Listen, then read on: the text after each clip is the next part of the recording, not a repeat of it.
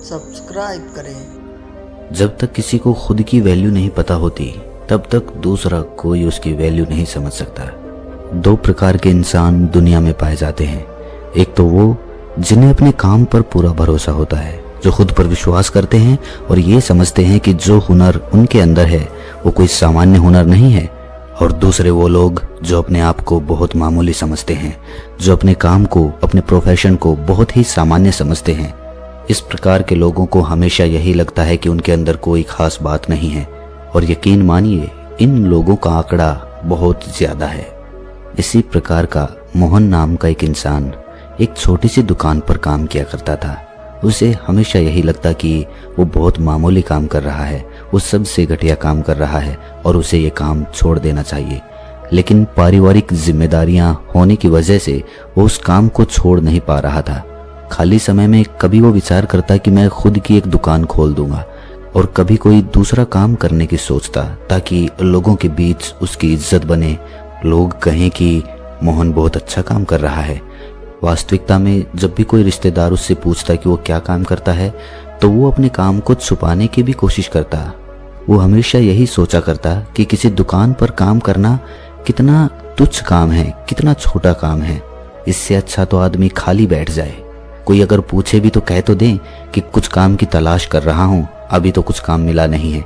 लेकिन ऐसे तुच्छ काम के बारे में दूसरों को बताना क्या सही रहेगा? वो मेरे बारे में क्या सोचेंगे कि ये कितना छोटा काम कर रहा है? क्या उनके बीच मेरी इज्जत, मेरी वैल्यू बनी रह पाएगी? ऐसे विचार मन में बार बार आने की वजह से वो अक्सर तनाव में भी रहने लगा था। दुकान पर काम करने के उसे बहुत ही कम पैसे मिलते थे। इससे वो अपने बीवी बच्चों की जरूरतें भी पूरी नहीं कर पाता था। इसीलिए रातों में उसे नींद भी नहीं आती थी। वो अपने आप को फालतू समझता था, वो दुनिया पे खुद को बोझ समझता था। वो कभी कभी आत्महत्या करने के भी विचार करता। एक दिन मोहन दुकान पर अकेला काम कर रहा था। उसका मालिक कहीं बाहर गया हुआ था। तभी अचानक उसकी दुकान पर एक बौद्ध भिक्षु भिक्षा लेने के लिए पहुंच गया। इस भिक्षु के चेहरे पर एक दिव्य तेज था, उसकी आंखों में एक शांति थी। मोहन ने इस बौद्ध भिक्षु को भिक्षा देते हुए एक सवाल पूछा। मोहन ने पूछा कि हे बंते, आपकी आंखों में गजब की शांति है, आपके चेहरे पर गजब का तेज है। आपने जिस प्रेम से मुझसे भिक्षा मांगी है तो उससे स्पष्ट होता है कि आपकी वाणी भी बहुत प्रेमपूर्ण है। लेकिन हर कोई आपकी तरह दयालु और प्रेमपूर्ण नहीं होता। मोहन ने खुद को संबोधित करते हुए पूछा कि हे बंते, मैं हमेशा दूसरों की मदद करता हूँ, हमेशा दूसरों के काम आता हूँ। उसके बावजूद लोग मेरी इज्जत नहीं करते। इज्जत करना तो दूर की बात रही, मेरी कोई कद्र भी नहीं करता, मुझे कोई पूछता तक नहीं है। और मुझे ये लगता है कि मैं एक दुकान पर एक बहुत ही तुच्छ काम कर रहा हूँ, जिसकी वजह से लोग मेरी कभी भी इज्जत नहीं करेंगे। हालांकि मैं कभी किसी का बुरा नहीं चाहता, मैं हमेशा दूसरों की मदद करना चाहता हूँ। तो इसके बदले कम से कम दूसरे लोगों को मुझसे ठीक से पेश तो आना चाहिए। मैं दूसरों के बीच और अपने परिवार के बीच में भी अपनी वैल्यू किस प्रकार बढ़ा सकता हूँ? मुझे कुछ तरीके और उपाय बताएं जिससे मैं भी अपना स्वाभिमान भरा जीवन जी सकूं। बौद्ध भिक्षु ने मुस्कुराते हुए जवाब दिया कि बंते, जब तक तुम खुद की कद्र करना नहीं सीखोगे तब तक दूसरा कोई तुम्हारी कद्र नहीं करेगा। जब तक तुम्हें अपने काम को तुच्छ और छोटा समझते रहोगे तो दूसरे लोगों को क्या पड़ी है कि वो तुम्हें महान समझे, तुम्हारे काम को ऊंचा समझें। भिक्षु ने अपनी बात आगे बढ़ाते हुए कहा कि ऐसा नहीं है कि हमें हर घर से भिक्षा मिल जाती हो, लेकिन जो कुछ भी हमें मिलता है उसके लिए हमारे मन में एक धन्यवाद का भाव होता है। इससे हम खुद को प्रेम करना सीख पाते हैं। जब तक हम अपने आप को और अपनी किस्मत को कोसते रहेंगे तब तक हम अपने आप से कभी प्रेम नहीं कर पाएंगे। हम खुद को प्रेम तभी कर पाएंगे जब हम अपने आप को किस्मत वाला समझेंगे। मोहन ने भिक्षु की बात काटते हुए कहा कि हे बंते, मैं अपने इस छोटे से काम से कैसे संतुष्ट रह सकता हूँ? मैं कैसे ऐसे तुच्छ काम के लिए अपने मन में एक धन्यवाद का भाव पैदा कर सकता हूँ? ये कैसे संभव है? अगर मैं अपने काम को पसंद ही नहीं कर रहा तो क्या उपाय है? इस पर भिक्षु ने सड़क पर एक भिखारी की तरफ इशारा करते हुए कहा कि जरा उस भिखारी को गौर से देखो, उसका भी परिवार है, उसके भी बच्चे हैं, वो भी किसी का पिता है। लेकिन अगर तुम महसूस करो तो तुम्हारी नजर में वो तुमसे भी ज्यादा तुच्छ काम कर रहा है, तो तुम तो उससे बेहतर हालात में हो। तुम्हें तो खुश होना चाहिए। हर किसी की किस्मत तुम्हारे जैसी नहीं होती। हर किसी को किसी दुकान पर काम करने का मौका नहीं मिलता। अगर तुम ऐसे सोचोगे तो तुम्हारे मन में एक धन्यवाद का भाव अपने आप पैदा हो जाएगा। तुम्हारा शरीर स्वस्थ है, तुम्हें कोई चिंता नहीं, कोई फिक्र नहीं, लेकिन फिर भी तुम अपने आप को तुच्छ समझते रहते हो। इसमें तुम्हारे सिर्फ सोचने के नजरिए की कमी है।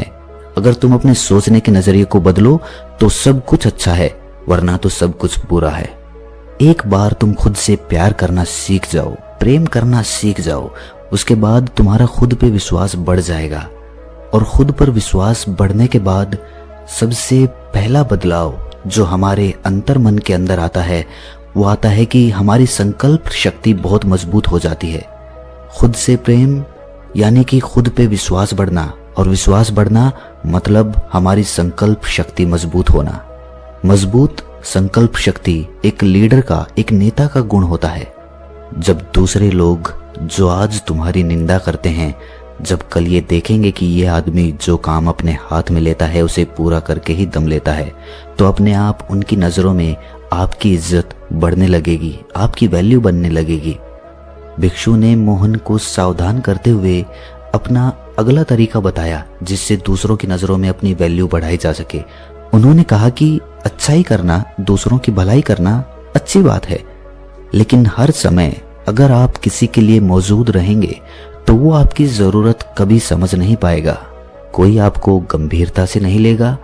सब तुम्हारा फायदा उठाकर तुमसे अपना काम निकलवाने के लिए योजनाएं बनाते रहेंगे, जिससे बाद में तुम्हें दुख होगा, तुम्हारे मन को तकलीफ होगी। इसीलिए पहले से ही सचेत हो जाओ। हर किसी के लिए हर समय उपलब्ध मत रहो। जो हमारे करीबी हैं, हमारे अपने हैं, उनके लिए हमेशा मौजूद रहो, लेकिन दूसरों को अपनी जरूरत महसूस कराओ।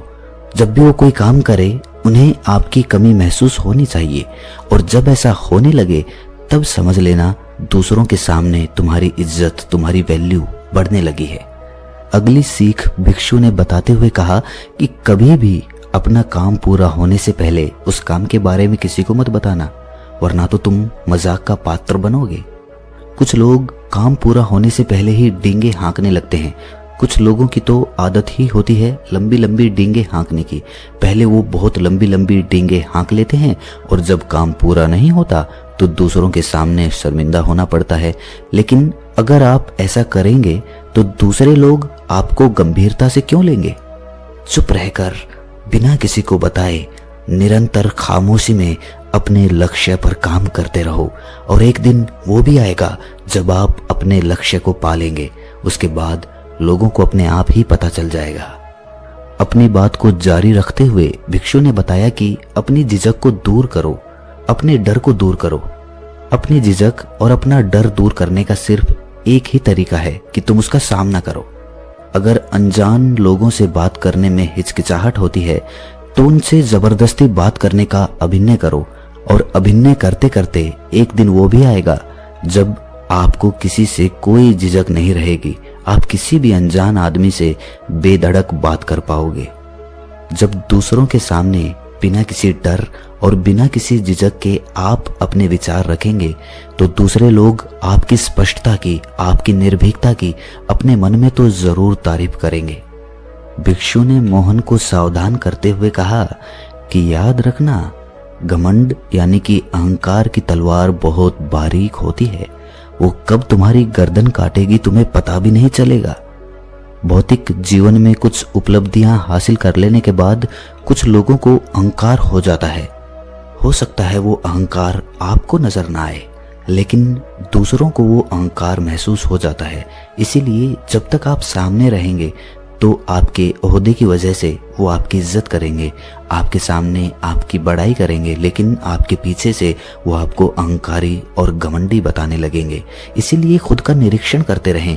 कहीं कोई उपलब्धि हासिल करने के बाद हम अहंकार से तो नहीं भर गए, कहीं हम अपने से छोटे ओहदे वालों के साथ गलत तरीके से तो पेश नहीं आ रहे। इस बात का निरीक्षण आध्यात्मिक उन्नति के लिए बहुत जरूरी होता है, क्योंकि आध्यात्मिक उन्नति में आदमी का अहंकार या घमंड ही सबसे बड़ा रोड़ा होता है। अपनी बात समाप्त करते हुए भिक्षु ने आखिर में कहा कि हम सब लोग समाज में रहते हैं, हम सब सामाजिक हैं, इसीलिए समाज के लोगों के साथ वक्त बिताना, उनकी मदद करना, उनके सामने अच्छे से पेश आना, ये सब बातें समाज के सामने तुम्हें एक बहुत ही इज्जतदार इंसान के तौर पर पेश करती हैं। इसीलिए अपने समाज से, अपने समाज के लोगों से हमेशा जुड़े रहो, कुछ ना कुछ वक्त उन्हें जरूर दो। अपनी भिक्षा का पात्र संभालते हुए बौद्ध भिक्षु ने मोहन से जाने के लिए आज्ञा मांगी। इसी के साथ मोहन को भी अपने सवालों के जवाब मिल चुके थे। आखिर में आज मैं आपसे ये नहीं कहूँगा कि इस चैनल को सब्सक्राइब करिए, बल्कि मैं चाहूँगा कि आप ये वीडियो उस इंसान के पास भेजें जिसे इसकी ज़रूरत है। इसी के साथ मैं भी आपसे विदा लेता हूँ। फिर मिलते हैं किसी अगली कहानी में। तब तक के लिए अपना ख्याल रखें। आपको कहानी कैसी लगी है कमेंट सेक्शन में हमें ज़रूर बताएं और चैनल को सब्सक्राइब ज़रूर करें।